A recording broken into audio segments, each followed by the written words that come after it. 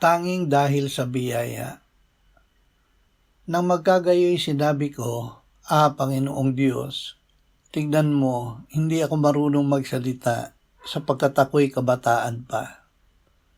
Ngunit sinabi sa akin ng Panginoon, huwag mong sabihin ako'y kabataan, sapagkat saan man kita suguin ay paroroon ka at anumang iutos ko sa iyo ay sasabihin mo. Jeremias 1:6-7. Kapag ang Diyos ang nag-utos, siya rin ang magkakaloob ng karunungan at lakas. Ang kanyang kapangyarihan ay nakabase sa kanyang katapatan, hindi sa ating galing. Hindi tayo inuutusan ng Diyos ng walang dala.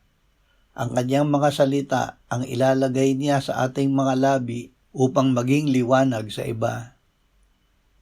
Ama, salamat na ang kalooban mo para sa amin ay hindi nakabatay sa aming sariling kakayahan kundi sa iyong biyaya.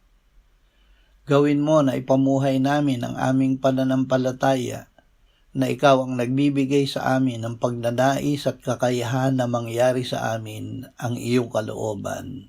Amen.